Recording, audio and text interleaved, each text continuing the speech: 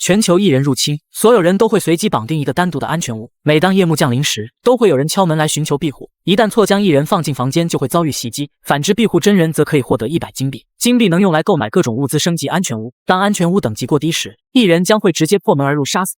于是，为了更好的存活下去，我正在研究怎样能加固房门。这时，一道冰冷的机械音在脑中响起。为了帮助真人更好的存活下去，系统将不定时发布辨别异人特征。现在公布第一个。指甲泛青且异常尖锐，今夜强制任务，首页请至少收留1名真人，否则会被判定为不合格安全屋，予以清除。新手礼包已发放，请注意查收。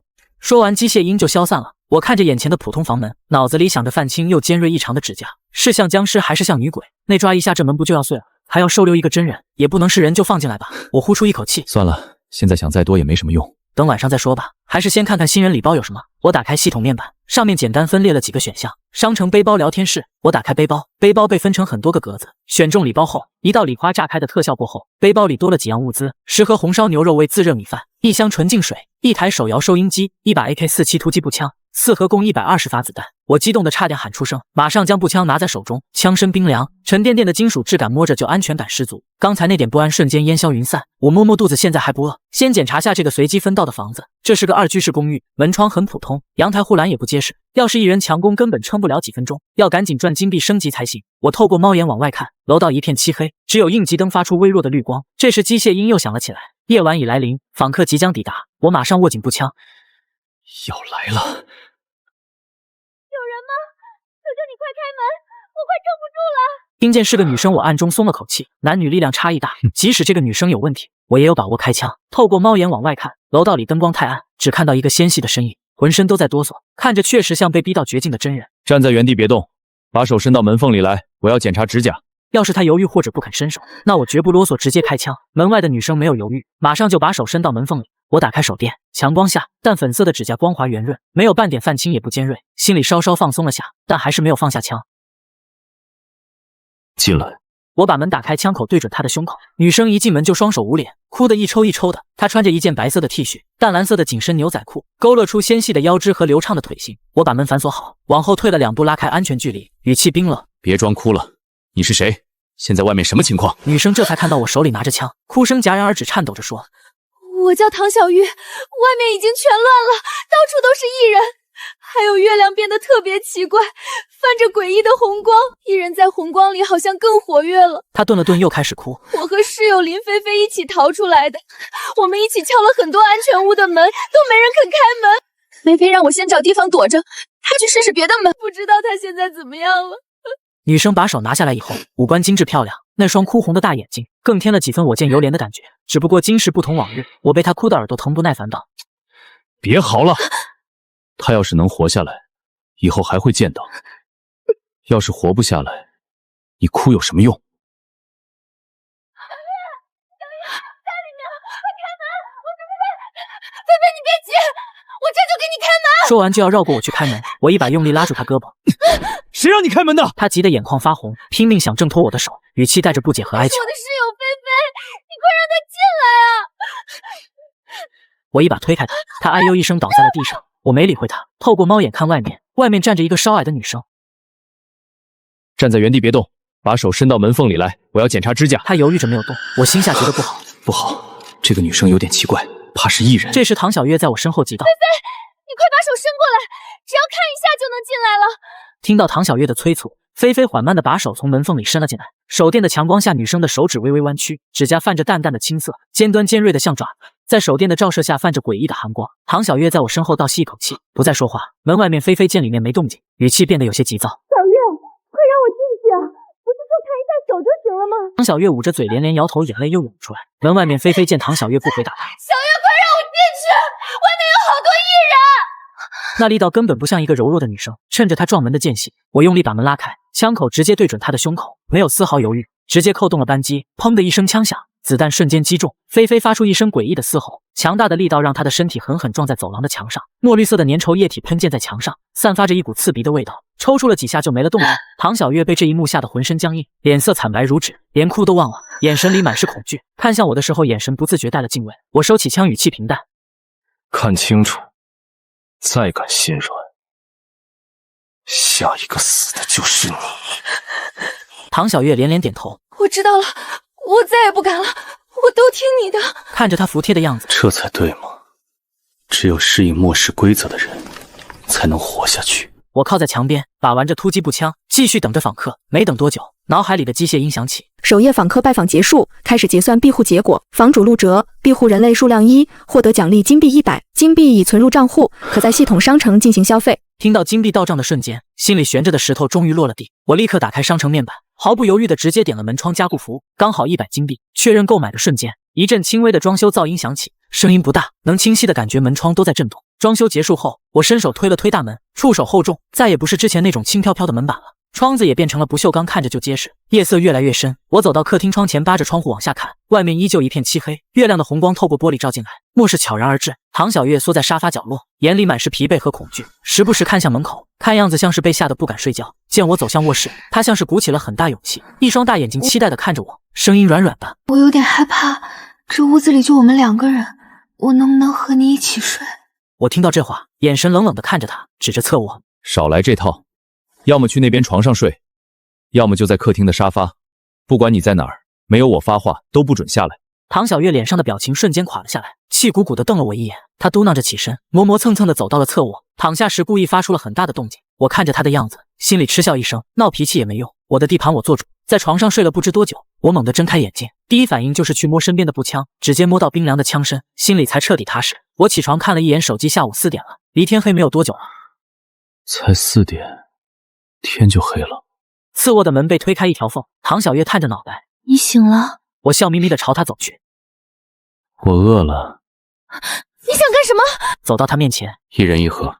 我从身后拿出自热米饭递给她，唐小月瞪大眼连连点头，心里却不知为何飘过一抹淡淡的失落。我打开系统面板，看了一眼金币余额0，随后我点开了聊天室。昨天光顾着等访客了，没来得及看消息，现在正好看看其他人的消息。聊天室消息刷得飞快，大部分都在吐槽昨晚遭遇。这时一条消息吸引了我的注意，一个发送人叫赵凯的，语气很急：“我昨晚试探了一个艺人，发现了一条新线索。他们对久远数字记忆模糊，算不清日期。”看完我眼睛瞬间亮了，又多了一个辨别艺人的方法。我拿出手机记在备忘录里。这时一阵浓郁的香味飘来，唐小月把自热米饭拿给我，我大口吃着。以后安全屋的杂物活就交给你了。收留真人能赚金币，有了金币才能有物资。要是想白吃白住，就趁早滚。唐小月大口吃着认真回答：“知道了，我会好好干的。”不知不觉天渐渐黑了，脑海里的机械音又响起来。现在公布第2个辨别艺人特征：强光照射下，眼睛虹膜呈灰雾状。今夜将有3名访客上门，请房主做好准备。我坐在沙发上把玩步枪，现在已经掌握了3条线索，辨别艺人的准确率又提高了。这时一阵缓慢而微弱的敲门声响起，唐小月又靠近了我几分，差点坐我腿上。我推了她一下：“你去开门。”唐小月眼眶瞬间红了，见我不为所动，硬着头皮走到门边。门外响起一阵咳嗽声，听起来是个年迈的老人，声音苍老无力，满是哀求：“有人吗？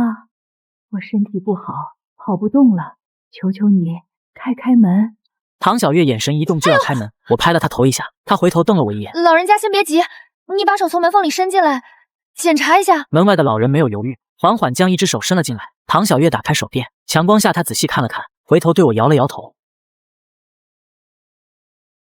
再检查下他的眼睛，看看虹膜有没有变化。”唐小月马上照做，把手电对准门缝处，强光照到老人满是皱纹、写满沧桑的脸时，心下一软。手电的光只是匆匆一扫，根本没看清虹膜状态。他咬了咬嘴唇，小声说：“看着没问题。”说完就把门栓打开。我突然有种不好的直觉，刚要出声阻止，正在这时，门外的老人见到门被打开，眼中闪过一丝凶光，不再伪装那副虚弱的模样，猛地朝着唐小月扑了过去，枯瘦的爪子直抓她的喉咙。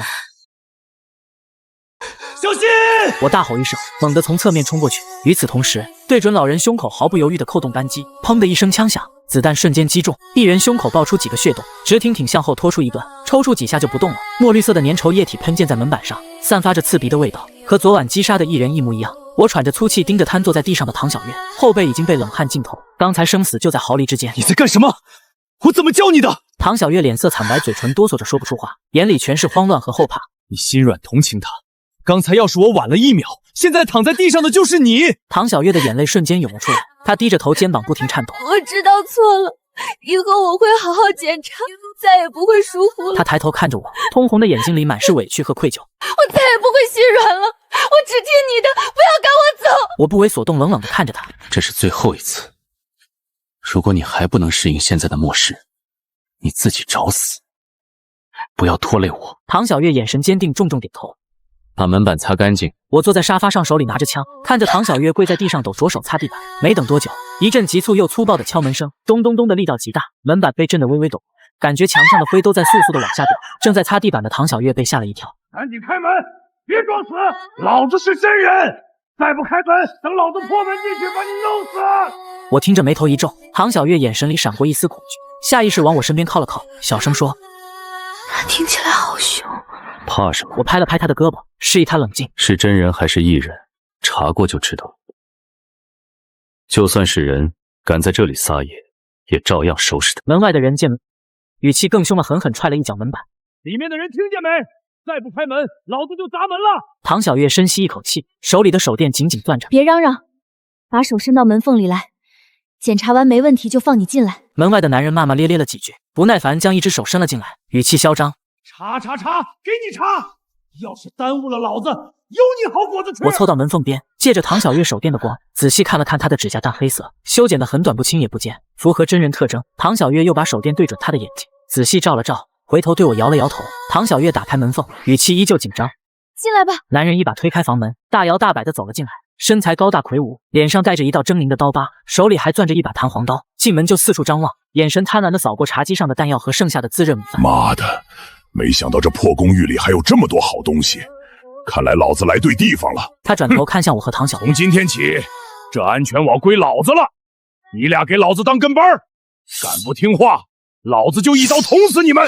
说着，他还晃了晃手里的弹簧刀，刀刃在灯光下泛着寒光，显然是没把我们放在眼里。唐小月吓得浑身发抖，下意识躲到我身后，而我则依旧站在原地，手里的步枪微微抬起，眼神冰冷的没有一丝温度，心里的杀意瞬间涌了上来。我冷笑一声，把步枪对准他。是吗？我也该让你知道一下什么叫做真理了。拿个破玩具在这忽悠谁呢？老子混的时候……不等他说完，我便扣动扳机。男人瞪大眼睛看着还在冒烟的枪口。我可是真人，你居然真的敢杀我！说完，男人便倒在地上。房主是我，也只能是我。唐小月也并未对我的行为表达任何不满。现在我们只用等最后一个人了，是吗？我指向走廊远处的拐角。不用等了，刚才有人在角落偷看，应该就是第3个来访者，他已经被吓跑了。我回到房间锁好门，此时脑海传来系统提示音：今夜来访者已全部结束拜访，开始结算庇护成果。因为没有新的幸存者加入，我拿到的依然只有100金币。现在食物和水暂时充足，所以我决定先把钱攒起来。金币到账意味着今夜的危机已经结束。刚闭上眼睛准备睡觉，敲门声再次响起，我的头皮开始发麻，不想下床开门，可熟悉的机械音又响起。神秘访客抵达，请房主10秒内开门迎接，否则访客将无视防御强行进入。我自然不想第一个上去送，便想着让唐小月去帮我开门。打开灯一看，发现此时的唐小月翻着白眼，已经被吓晕了。我咒骂了一声，只得拿着枪跳下床，将门缓缓拉开。谁在打扰老子休息？门缝的上方传来了一个男人的声音：很抱歉，陆哲先生，打扰到了您的休息，但我依旧希望您可以把枪放下，冷静地和我交谈。看到来者的真容后，两眼一黑，居然是个身高6米的银袍男。陆哲先生，请您如实回答我的问题，您的房子里面有除了您以外的人吗？面对这个超自然的恐怖存在，我甚至没有想反抗的念头。宿舍里还有一个叫唐小月的女生。那您可真是幸运啊！2天后我还会再来拜访的，希望那时您的房屋中内有2位或以上的住客。说完，瘦高男人便消失在走廊尽头。我心中一阵后怕，要是自己昨晚没有收留唐小月，那么等待我的肯定不是什么好结果。今晚的神秘访客让我重新定义了末世强度，原来在末世里还有这种无法理解的恐怖存在。我躺在床上辗转反侧，天快亮了才闭上眼。当我再次醒来时，窗外天色已经渐晚。我打开了聊天室，一个叫赵凯的房主发出一连串消息。我为了搞清楚异人到底是什么，故意放了一个进房子。异人对于久远的记忆很模糊，会出现常识性错误。赵凯的消息分享完后，群里顿时刷屏好人一生平安。我也赶紧记下这个辨别异人的新方法。时间来到了6点，脑海里响起了机械音。今天我要给各位隆重介绍一群英雄，那就是除伪应急部队。他们的研究人员发现，异人的眼睛会呈现出红肿状态。今夜有3位访客到来，请各位房主做好辨别。除伪应急部队会继续为人类存续而战，祝各位平安活过今晚。我看着电脑屏幕若有所思，今天宣布了一个新的辨别方式。之前的办法有可能会失效，异人也在进化。有了前2晚的经验，我已经没有那么紧张。打开游戏等待访客的到来，直到12点。门外才传来敲门声，唐小月走到门边开了一道小缝，一个衣衫褴褛的老人站在宿舍前。小姑娘，你能让我进去吗？我快走不动路了。可以是可以，但得辛苦爷爷先做一下检查。说完，唐小月举起手电筒，对准老人眼睛，强光照射下，老者的虹膜瞬间变成灰雾状。见状，唐小月直接将门关上锁死。门口那个老爷爷应该是异人。我拍了拍唐小月的肩膀，干得不错，你成长得很快啊。唐小月的转变让我十分欣慰。经过这次的事件，我更想接受有用的人。时间一转眼就到了凌晨4点，距离天亮只有1个多小时了，可今晚却才来了一位访客。我靠在椅子上闭目小憩，就在我快要睡着时，敲门声再次响起。我迅速进入状态，拿枪躲在房门后面当老六。唐小月将门拉开一道缝，可等她探出头后却愣了一下，因为最后2个访客是同时来的，并且还是一对父女。这是我的女儿小薇，求求您收留一下她吧。听后，我端着步枪走到门口。想进来的话，必须要先接受我的检查。男人点点头后，将女儿朝前推了一把。唐小月打开手电筒照向小薇的眼睛，她眼睛是红的，加上这副楚楚可怜的样子，你装的倒是挺像啊！老子差点就把你放进来了。小薇吓得蹲在地上不停地哭喊。不可能啊，帅哥，这肯定是有哪里搞错了，真的搞错了。这妹妹好像从刚才就一直在哭，你说她的眼睛是不是被哭红的？实际上根本就不是异人。我盯着门外的2人，同时在心中思考着规则。规则说，当房屋内异人数量大于等于2时，他们才会开始杀人。就算这个小薇真的是异人，也只能老老实实的在宿舍待着。没事了，没事了，孩子，赶快去哥哥的房间里面。爸爸，他刚才要杀我，我才不要进去呢！可男人直接将还在哭泣的女儿推进了门内。帅哥，小薇以后就拜托您了，我还得去找他妈呢。方便跟我说说发生了什么吗？男人叹了口气。2天前，我们一家在地下室躲着，我妻子收到一条短信，她先去看看，就失联了。直到今天晚上，我的手机也收到了短信，说让我来南城公寓207寻求您的庇护，然后我俩就一路跑到了这里。原来每天的访客都是这么来的，有一双大手同时操纵着房主和幸存者的命运，可他们的目的又是什么呢？我收回思绪与他道别，将门锁好，坐回椅子上，静静的等待着今天的结算。片刻过后，电脑传出播报：第3日结算完成，房主陆哲庇护人类数量2，获得奖励金币200。现在公寓多庇护了1个人，便无需担心神秘瘦长男的下次拜访。短期内的生存危机暂时解除，那就该为长远做打算了。于是我便决定在明天天亮后出门探索。末世后周围是否有危险我都不清楚。睡醒之后，我打开聊天室准备联系赵凯，毕竟出门的风险太大了。万一哪天公寓守不住了，也好有个地方跑。我必须要找一个靠谱的盟友，才能确保自己的安全。而赵凯这个敢把异人请进房屋的猛男，则是最合适的人选。我翻找赵凯的头像，随后给他发了条私信：老哥睡醒了吗？我有重要的事情跟你说。对方几乎是秒回：找我什么事儿啊，兄弟？老哥，我打算今晚出门探索一下，想问问你有没有组队的想法？可以是可以，但我们还不知道彼此的位置。我在城南公寓207室。兄弟巧了，我也在城南公寓，是地下车库值班室，我俩说不定还真能出去看看。那赵凯兄，等下午3点的时候，我们去小区中心花园见面吧。前2天我还看到了有人在下面聚集，刚好看看是什么情况。子弹目前还有90多发，这东西是不可再生资源，打一批少一发，带个20卡应该足够了。我将子弹放入裤子口袋，方便随时取用。今天过后，米饭就吃完了。我今天打算去附近探索一下，说不定能带回来些食物。闻言，小薇立刻朝我投来敬佩的目光。每日的机械音准时响起，然而今天却带来了一个真正的好消息。从今天开始，当你们处决掉想要混入房间的异人，将会有100金币的奖励。之前杀异人没有任何好处，每消耗1颗子弹都算是一种浪费。现在击杀异人有金币奖励，今后升级房屋和购买物资都可以靠多杀异人来加快进度。我要是没回来，你俩也选个风水宝地吧。唐小月眼眶带泪的点了点头，目送我离开后将门关闭。我小心翼翼的来到约好的地点。此时的花园尸横遍野，见此情形，我打开步枪的保险。究竟是什么东西能把这么多的人杀掉啊？就在这时，一道声音打断了我的思绪。是你吗，陆哲？听到动静，我立刻朝着声音来源望去。你是赵凯吗？是我。赵凯朝我走来之后，我们互相检查，确定了双方都是真人。一路上，我们看到了不少异人的尸体，还有一些被异人袭击后的幸存者残骸。我认识的异人说，商场里有不少物资，咱们一边找一些物资，一边看看能不能找到真人。空气中弥漫着浓郁的血腥味，让人心里发紧。里面还有人。我朝着这栋商场看去，楼上刚好有人掀开窗帘，在朝着花园这边窥探。那就进去看看。但我和赵凯找了半小时，却没发现半点真人的影子。我举着枪朝着走廊尽头慢慢摸索。你说咱俩是不是让一个异人耍了？还真有这样的可能，但说不定他是记忆紊乱了。那就看看楼上到底有什么。说不定还能找到幸存者。说着，我们便来到了2楼。2楼全都是被大肆破坏的痕迹，还有若隐若现的惨叫声。这一层基本也是毫无所获。正当我以为今天只能无功而返时，却在走廊的尽头看见了一个关着门的房间。我立马贴在墙边，小心，里面可能有人。赵凯将刀藏在身后，敲了敲门。里面有人吗？我俩没有恶意，只是来这里探索的。你要是听到了，还请方便开个门。没人的话，我俩可就进来了。空气沉寂了数秒，我上前一步，接着朝门锁直接来了一枪，随后我直接把门撞开，一股浓烈的血腥味立刻传了进来。我一边干呕一边朝着房间内走去，映入眼帘的是一具女尸。我稳定心神后开始观察房间，里面囤积了不少的食物和水，看来她肯定是死于意外。想到这，我突然意识到了一个关键的问题。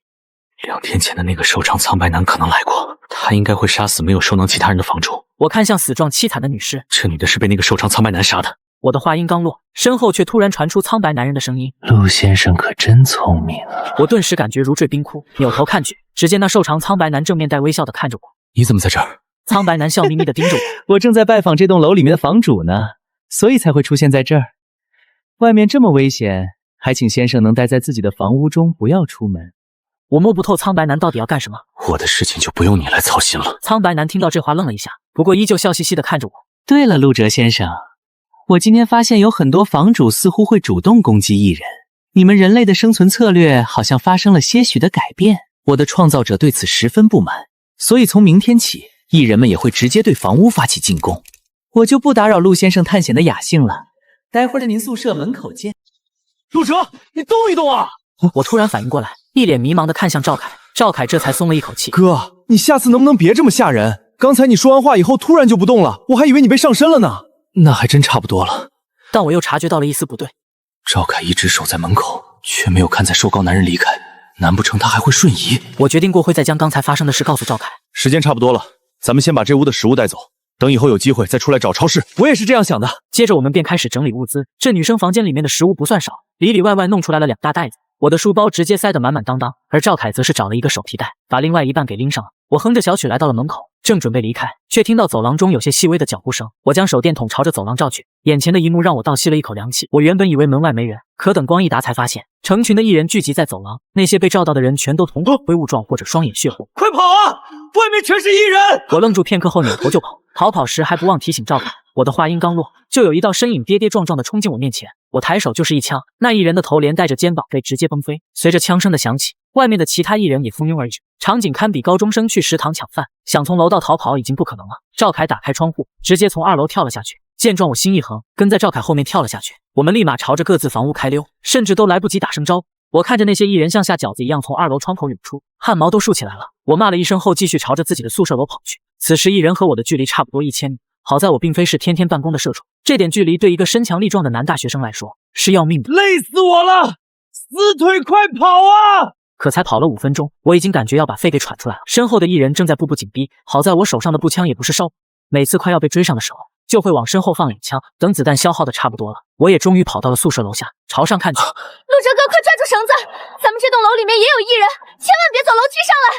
闻言，我立刻把绳子捆在腰上。快跟我一起拉！接着2人使出吃奶的劲将我拉了上去，而追到楼下的艺人只能不甘地看着我上升，劫后余生让我笑出了声，对下方的艺人比了个搏击要好手势。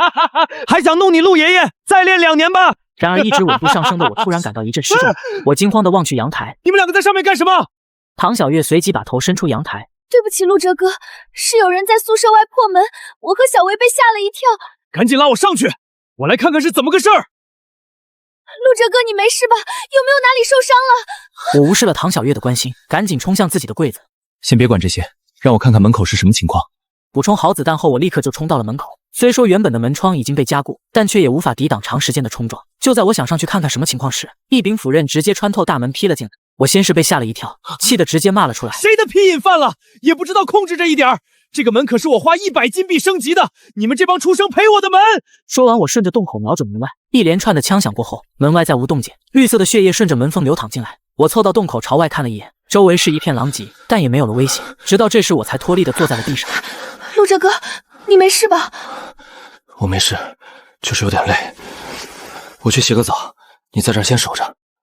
等我洗完澡后，公寓已经被2个女生打扫得一尘不染。因为刚才杀了一堆艺人，我便想着查看一下房主面板，看看是否会计算奖励。果不其然，电脑屏幕上写着几行字：今夜来访者已全部结束拜访，开始结算第4日庇护成果。房主陆哲，庇护数量2，清除1人数量8，获得奖励金币800，击杀礼包2。我又点开击杀礼包的介绍，击杀1人时的特殊奖励，开启礼包可能会获得任意奖励。懂了，这是打怪爆出来的装备。我立马点开了房主面板，将其中一个礼包打开。恭喜您获得升级卡1张，可将任意物品免费升级至下一等级。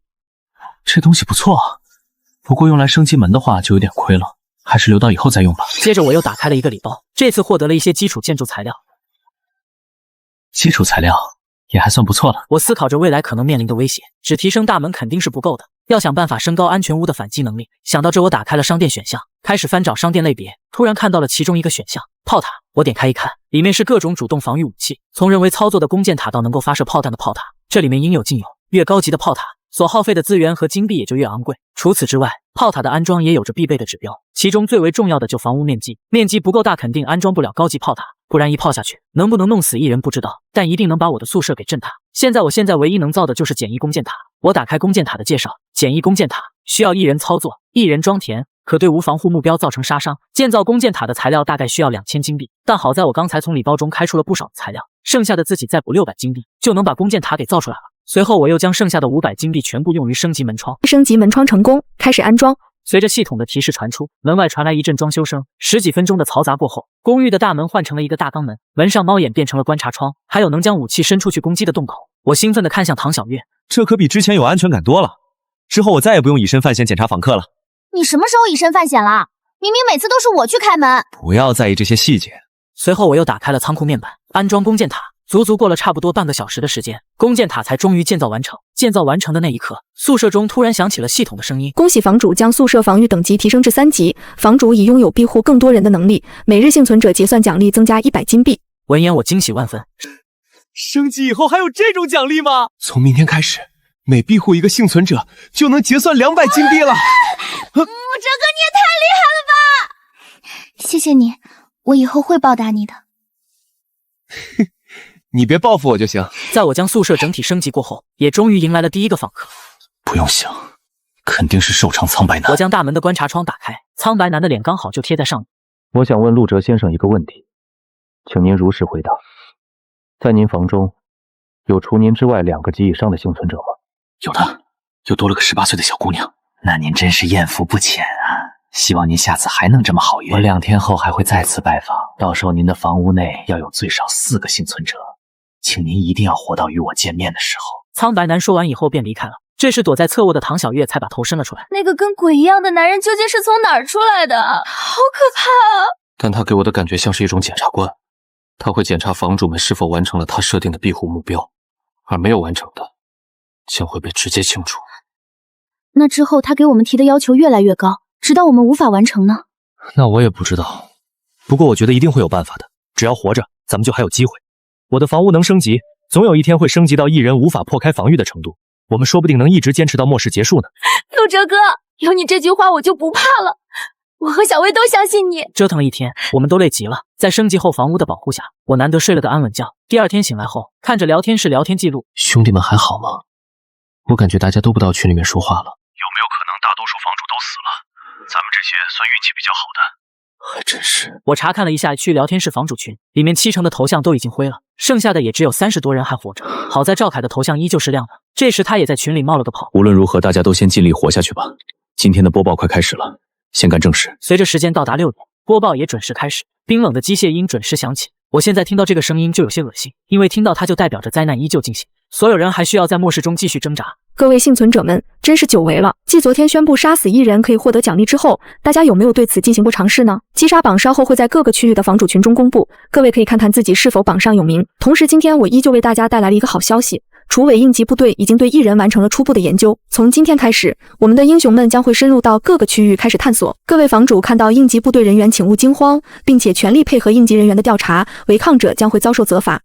太好了，陆哲哥，你听到了吗？部队的人来了，我们是不是有救了？我摇了摇头，别高兴得太早，这除伪应急部队是哪来的组织都没听说过，别把他们想象成什么救世主。现在唯一能够救我们的，就是我们现在住着的宿舍，其他一切都是白搭。就算他们来了，我觉得也解决不了问题。我对这个除伪应急部队没有任何的好感。他们要是真的想要救人，在末世开始的时候就已经出现了，何必等到现在呢？而且他们在这场末世中到底扮演着什么角色，我还一概不知。万一这异人是他们整出来的，还真说不准呢。随后我再次将注意力放回系统，接下来又给我带来了一个重磅消息。根据楚尾应急部队的最新发现，分辨异人的特征再次增加，有些异人替代了被高温烧死的人类，所以他们身上会有烧伤的痕迹。今日将会有5名来访者，各位房主在甄别时一定要仔细检查。说完，机械音消散了。H 异人的击杀榜也出现在了群聊之中。我看了一眼，果不其然，自己以昨天6个击杀荣登榜首。我对此早有意料，所以并不算很惊讶。可第2名不是赵凯，才让我提起了兴趣。王平，我从来没见过这个名字，只要在群里面说过话的人，我多多少少都有一些印象。难不成这家伙一直潜水到现在，一句话都不说吗？这时小薇站在阳台边注视着下方。你俩别聊了，快过来看看下面广场，有一队穿着防化服背着枪的人。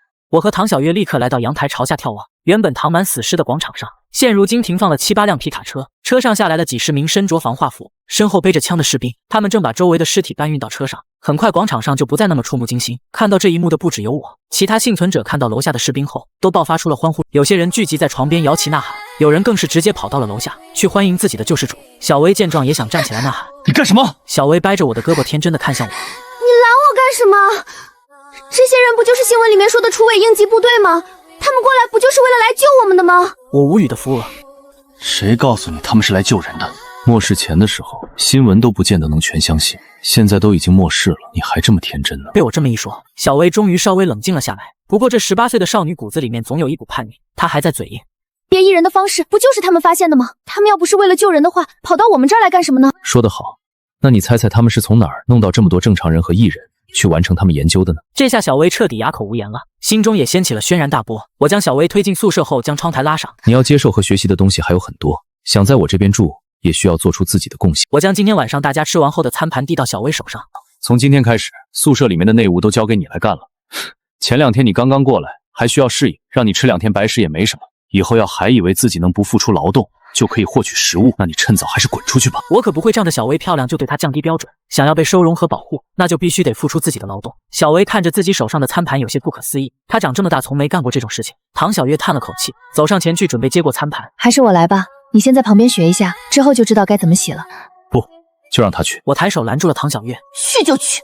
我不给小薇任何偷懒的机会，就是要改一改她的大小姐脾气。小薇气鼓鼓地拿着盘子走向水池，我继续看向电脑。大部分的房主和我一样，都选择先观望，并且把注意力放在挺过晚上。今天可是有5名访客，是末世以来数量最多的一次。我一边玩电脑一边等待，差不多到11点的时候，第一声敲门响起。唐小月走到门前，将观察窗打开。您好，如果您想要请接受检查。唐小月话还没说完，就看见门口的人呲着大牙在笑。唐小月被吓得跌坐在地。陆哲哥，这个人是异人。好的，交给我。这次我打算使用弓箭塔解决掉这个异人。步枪子弹珍贵，到目前为止商店还没开放购买，应该是我的防御等级还不够，有些商品就被限制了。我操纵弓箭塔瞄准观察窗，这弓箭塔操作起来不难。唐小月也趁机把铁门上的武器孔给打开了，异人的胸腔位置暴露无遗。那异人发现门打开了一个洞，好奇的弯腰查看，可就在他低头的瞬间，一支1米多长的箭矢直接朝着他面门射去。我精准的射中了异人的眉心中央，即便是作为人类骨骼中最为坚硬的头骨，在弓箭塔面前也显得十分脆弱。箭矢直接贯穿了头颅，异人尸体瘫软在了地上。清理完尸体后，我盘算起今夜是否要放人进来。明晚瘦长苍白男就要过来检查，宿舍里面需要收容4个及以上的幸存者，那也就是说再收留2个人。希望运气好点，赶紧来人类幸存者吧。我在心中默默祈祷，现实却并没有这样发展。一直到3点钟，我一共迎接了4名访客，这4个人都是异人，其中3个眼都不演了，就直接想要破门进来，还有1个想要混进来，但却被我直接一箭射死。我有些担忧的守着大门。要是明天的情况和今天一样的话，咱们就得重开了。与其在家等死，不如去外面荒野求生。唐小月在旁边劝慰着我，但心里也同样着急。小薇压抑的连话都说不出来了。直到大门第5次被敲响，我们全都深吸一口气。唐小月走到门前，打开观察窗，照旧说着自己的台词：我们这边还有空位，想要进来请先接受检查。没问题，我们知道规矩。唐小月拿出手电筒朝外照去，却发现走廊上站着的是一男一女。这对男女年龄不大，也是20出头的样子。女生躲在男朋友背后打量着唐小月，而唐小月在见到他们以后，却跟见了鬼一样。陆哲哥，出问题了，门口一次性来了2个人。我听后也懵了，直接凑到观察窗跟前，还真是2个人。门口的男生见到我和唐小月后，挤出了一张谄媚的笑脸。大哥大姐，我和我女朋友一起过来，这有什么问题吗？是不是您那边的收从不了我们2个？不是这个问题，你先等等。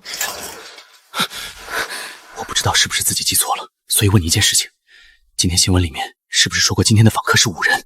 我记得也是5个人。我们又同时看向了小薇，小薇点了点头。那见了鬼了！今天的访客可是一批一批来的，不像是昨天那些艺人要破门，是直接一波来的。那按理来说就应该是5个人没错啊，门外为什么站了2个？这啥意思？买1送1吗？陆哲哥，你说有没有可能新闻播报出错了？他指的5个人实际上是5拨人，这最后一波播刚好是2个，那也不对啊！我和我爸不就是一起来的吗？当时我们2个都算做了访客，说不定随着时间的变化，新闻上的信息也会出现纰漏。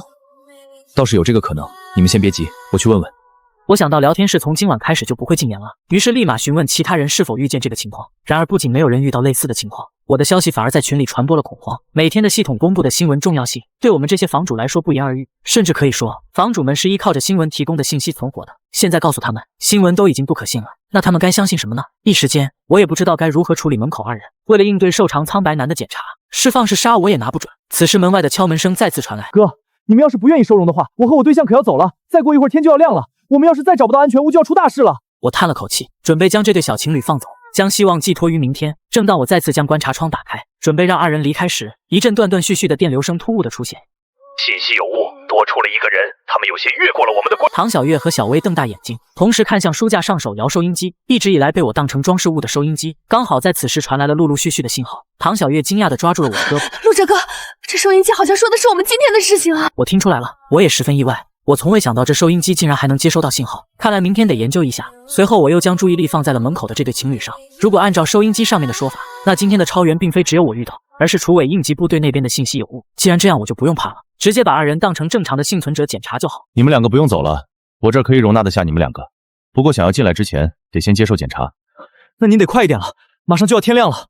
我知道分寸，别催我。手伸出来检查一下手指。2人拉着手把手伸了进来，这第一项检查2人勉强过关。我又将手电照向2人的眼睛，也一切正常。最后一项，你们2个把衣服脱了，除了必要的遮挡外，其他一概不留。这是什么检查方式？你该不会是想占我女朋友便宜吧？这可不行，我都没看过呢，哪轮得到你？我宿舍里面还有2个女幸存者，哪个不比你女朋友漂亮？那也不行，我们不在你这住了，大不了让其他房主收留我们。刘念，咱们走！男生说完就要拉着自己女朋友离开，可刘念却一把将男生手甩开。王明，你有病吧？马上就要天亮了，我们还能去哪儿？你要想去送死你就去，我就在这儿了。刘念说完后就开始脱自己的吊带，王明也不敢忤逆刘念的话，眼中含泪也在拖着自己上衣。这王明的身材没什么好看的，差不多就是皮包骨，还算比较正常。但刘念的身体就需要说道了。等他袒露自我的时候，我才发现自己小看他了。然而当我看到刘念的后背时，却发现他背后有一个黑斑。见状，我再次警觉起来。你背后的那个黑色是哪儿来的？这王明和刘念一人出现了一条特征，如果他俩都是艺人，如果我将他们给放进来了的话，当宿舍中艺人数量大于等2，那他们就会开始杀人。这个是我的胎记，我从小到大都有。宝宝，原来你后背还有个胎记啊，我都不知道。废话，你又没看过，当然不知道啊。给我证明这个是胎记的证据。刘念沉默片刻后叹了口气，没有存我小时候的照片，所以没法给你提供证据。但我这确实是胎记，并且小时候还做过一次刺激光手术，差不多是在我6岁的时候。闻言，我想起赵凯曾经做过的测试，一般艺人都不记得比较久远的记忆，距离他们被替代时的时间越久远的数字，记忆就越模糊。那个豹子追着人的广告知道吧？告诉我，这豹子为什么要追他？刘念和王明同时一愣，因为他有即食糖浆。回答正确，你俩进来吧。公寓只有2个房间，你们来得晚，就睡在客厅吧。一听到客厅，王明立马有点不高兴，不过也没说什么。不是还有一个位置，我睡在这儿不就行了？不行，你还不配。主卧是我的房间，所以你没有资格在这儿睡觉。刘念低头看着我手中的步枪，又看了看门口的弓箭塔，撇撇嘴。那好吧，那等我俩熟了以后，是不是就能一起睡啦？到时候再说。那好吧，哥哥，可我一个人不敢睡觉呢。希望哥哥能尽快对我放下戒心吧。等那个时候，我保证哥哥会对我满意的。刘念说完就走向了客厅，当门关上的时候，我打了个寒战。一旁的唐小月和小薇看着刘念，无声地说：“绿茶婊。”随后等了差不多半个小时，外面的天光开始放亮，电脑也传来了结算的提示音。开始结算，房主陆哲，庇护人类数量4，获得奖励金币800。听到这里，我心里的石头终于落了地，我也终于能休息了。第二天下午，我又思考起了食物的问题。上一次我出门弄回来的食物可以供我们吃5天左右，但现在多了2张嘴，这些食物就只能支撑3天了。吃完之后到底是出门探索，还是直接从商店里面买？我也在思考这件事情。外界虽说是危机四伏，但却并非没有人类在地面活动。那些楚委应急部队不就是吗？所以对于这点来说，我更倾向于去外部收集，宝贵的金币则用来升级房屋。于是我做出决定，等今晚的瘦长苍白男检查完之后，明天叫着赵凯再出一趟门吧。瘦长苍白男的道房比预想中早了1刻钟，走廊里没有半点脚步声，那道惨白的脸就那样突兀的贴在观察窗上，冰冷的视线扫过公寓里的4个人，没有多余的废话。2天后，6人。便如同来时一般悄无声息的消失。他走后，公寓里的气氛依旧凝滞。王明缩在沙发一角，脸上满是惊惧。刘念倒是镇定，倚着墙把玩着头发。明天一早，我和赵凯出去寻找物资，你们2个守着公寓，敢有半点疏忽，后果你们清楚。那我们呢？我也能帮忙的。我们也会帮忙照料，就是哥哥你出去的时候可得小心点儿，多带点物资回来。我没回他的话，转身进了卧室，将子弹分装好，又检查了一遍步枪，这才躺到床上。天刚蒙蒙亮，我便背着背包出了门。按照之前和赵凯的约定，在小区中心花园碰面。花园里的尸体已经被除伪应急部队清理干净，只留下满地的暗红色污渍和刺鼻的血腥味。陆哲，昨晚的鬼东西又来找你了，我也被通知了，2天后要5个人。这门槛是越来越高了。边走边说。我们朝着小区外的大型商场走去，那是我们昨晚商量好的目的地。商场里物资充足，足够公寓里的人吃上好一阵子。除伪应急部队的人你怎么看？昨天他们清理了花园的尸体，不少房主都下去投奔了。一群来路不明的东西。我昨晚看到他们把尸体拉到了城郊的仓库，根本不是什么处理，更像是运去研究。我怀疑异人的出现和他们脱不了干系。这话和我心中的猜测不谋而合，我点了点头。2人一路警惕，避开了几波游荡的异人。这些异人似乎比之前更聪明，有的甚至学会了躲在楼道里伏击。好在我们2人配合默契，我用步枪远处射击，赵凯用砍刀近身搏斗。一路下来，倒是解决了3个异人。系统提示的金币入账声成了末世里最动听的声音。半个多小时后，我们终于抵达了商超。商超的卷闸门半拉着，里面黑漆漆的，透着一股阴冷的气息。门口横七竖八倒着不少购物车，还有几具异人的尸体，墨绿色的血液流了一地。我和赵凯对视一眼，赵凯掂着砍刀率先钻了进去，我端着步枪跟在后面。打开手电，里面一片狼藉，货架倒了一地，零食饮料洒的到处都是，空气中混杂着食物过期的腐烂味。我用手电扫过四周，突然发现货架后面有一道微弱的身影。我大喝一声，谁？那身影被吓了一跳，抬起头露出一张满是泪痕的脸，是个20多岁的女生。别开枪，我们是真人！赵凯走上前，检查了一下2人的指甲和眼睛，冲我摇了摇头。是真人，没什么问题。女生见我们没有恶意，终于松了口气，抱着小女孩放声痛哭了起来。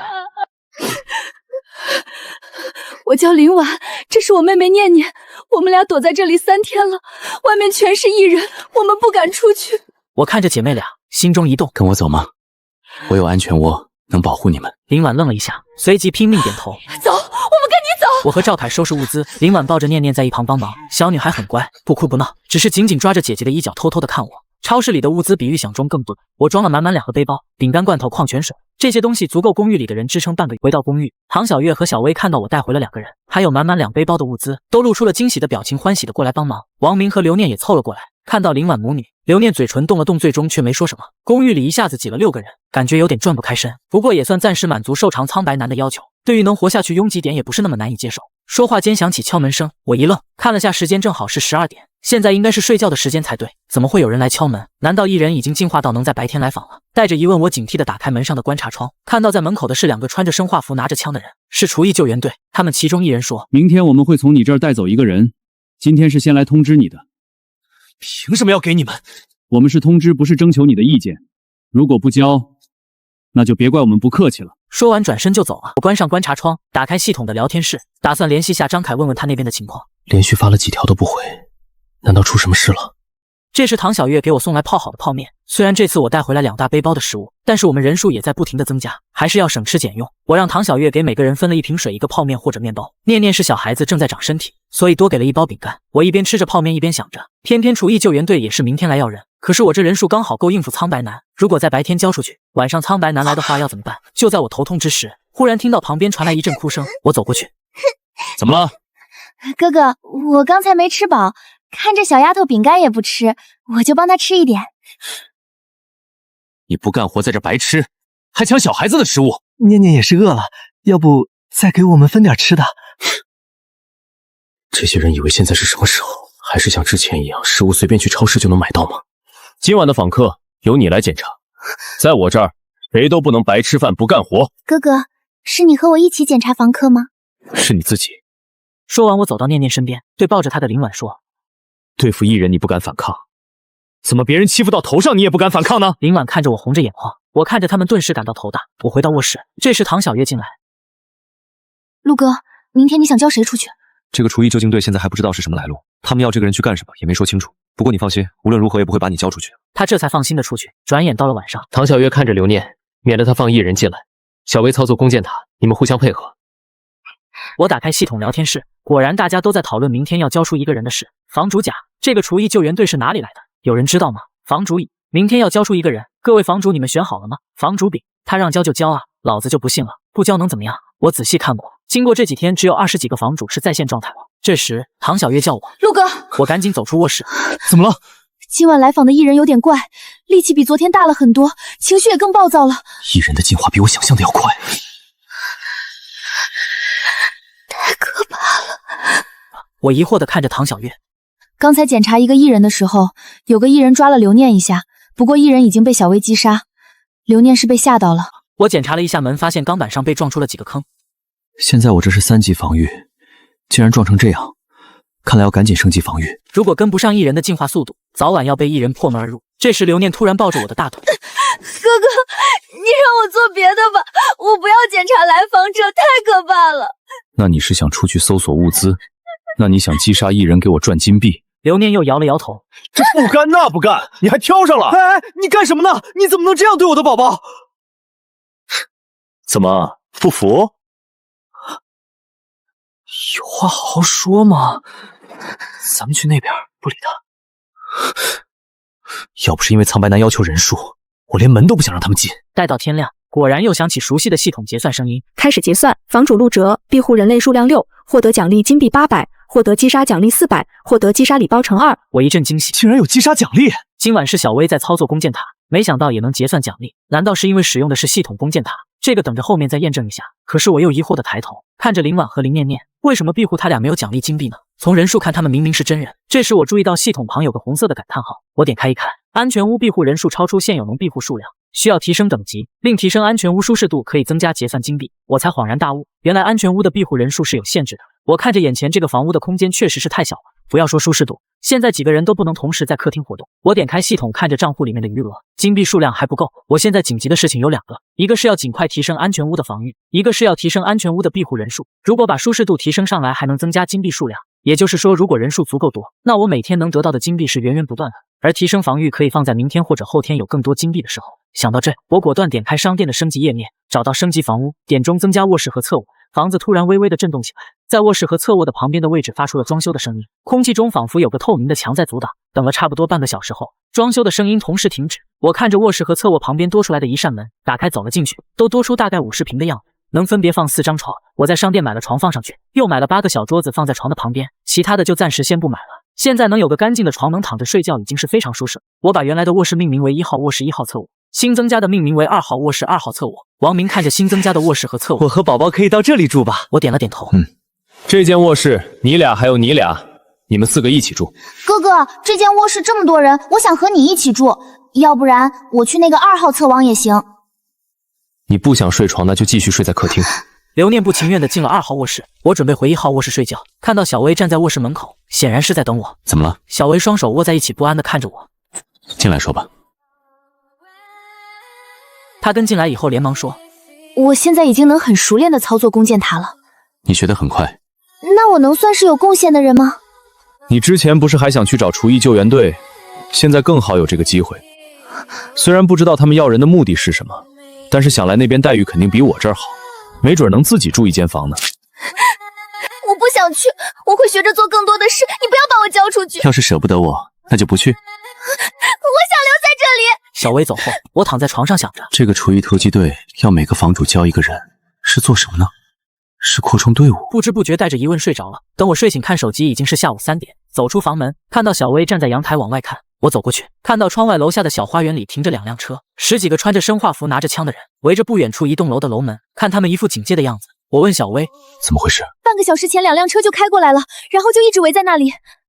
我仔细看着那栋楼，今天天气晴朗，阳光照到对面楼的玻璃上反射着耀眼的光芒。我突然想到苍白男，会不会是他？这时我看到一直围在外面的那些人动了，他们警惕地分了几个人进了楼门，不多时看到外面留下的人也都进了楼，然后突然看到那栋楼晃动了一下，一阵强烈的爆炸声，接着就是火光，惨叫声其此彼伏，有人身上着着火从楼上跳了下来，可是太高了，那些人仍然不顾一切跳下楼，染红了楼下的地面，像开了一片红色的花朵。不好，要出大事。果不其然，不到1个小时，又来了一辆车，下来了几个人，不顾楼里的火还在烧，冲了进去。不多时，我看到他们拿着一个黑色的包走了出来，坐上车后迅速驶离。那是什么呢？能让厨艺救坛队不顾这么多人命都要得到的东西？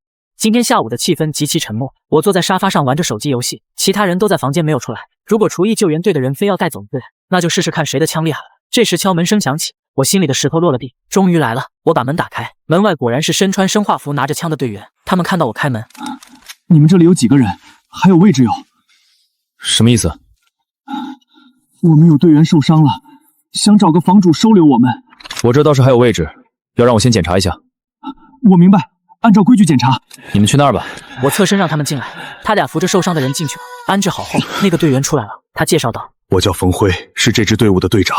里面受伤的是王刚，我们是刚才爆炸中的生存者。那你们怎么不回厨艺救援队？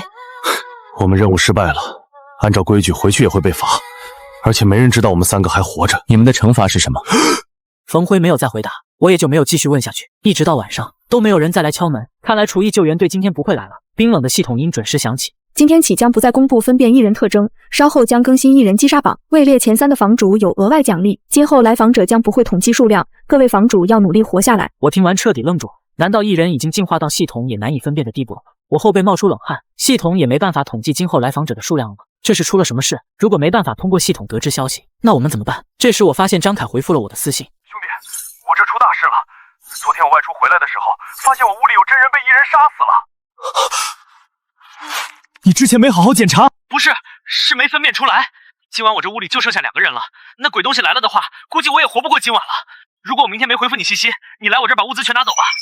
不行，我试过收留其他房主，结果到12点那个房主自爆了。关掉私聊界面，现在快到访客拜访时间了，我不能过去帮忙，只希望张凯能躲过这次危机。哥，这个刚才发出了声音。在这场战役中，我们取得了胜利。又等了一会才发现再也没有发出声音了。我问唐小月，这个收音机之前说了什么？之前听到收音机响过一次，这2天没事就研究了一下。刚才调频道的时候听到这个频道在说话，但是那会儿好多人在说，听不清讲了什么。今晚不知道会来几波来访者，等一会儿大家都准备一下。好，我去通知他们。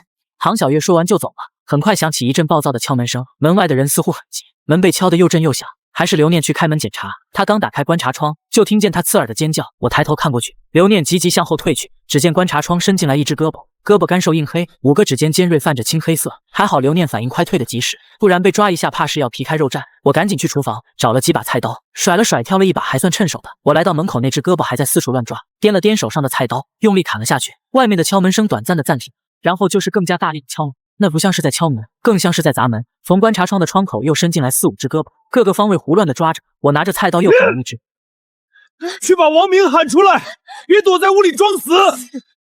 你去厨房找把菜刀来砍。王明在厨房磨蹭着，冯辉这时过来看到，二话不说，直接去厨房拿了把菜刀。门外伸进来几只，我们砍掉几只。门外的敲门声停了下来。就是现在，射击！只听门外惨叫声此起。我等了一会，端起枪打开门冲了出去。门口躺着几个被小威射杀的艺人，不远处还站着几个只有一个半胳膊。见到门打开，又嘶吼着冲了过来。我眼都不眨的开枪，把他们全都爆头。天花板上滴着黄白色的脑浆，整个走廊绿叶横流，腥臭无比。这才是第一波而已，怪不得系统不再统计拜访数量。眼前的状况已经没办法统计了。我赶紧回到房间，打开系统里面的商店，找到刀具，买了几把砍柴刀。现在我等级不够，在商店里面还买不到枪械。刚才击杀的这些艺人又让我小赚了一笔金币，把砍柴刀给了冯辉，不愧是正规地方出来的，下手快很准。又去厨房把王明揪出来。等会儿再来艺人，你给我往上冲！我身上沾着刚才见到的粘稠绿叶，眼神冰冷的看着他，不然老子就砍死你！这时我浑身汗毛竖起，我回头一看，苍白瘦长男不知道什么时候来的，在门口微笑着看着我。晚上好，陆先生，看起来刚经历了一场激烈的战斗啊。对，我这里现在有9个人，已经远超你要求的人数，连下次的都完成了。陆先生运气不错，不过谁告诉你下一次的要求还是人数？那是什么？那就等下次见面了，我很期待呢。这个苍白男到底是谁？是谁在发布任务？还没等我想完，就见走廊尽头走来一群艺人，我赶紧关上门，招呼众人来干活了。等天微微亮，我喘息着放下枪，看着拿着砍柴刀弯腰喘息的冯辉。这是第几波了？第4波了，还有吗？天亮了，没有了。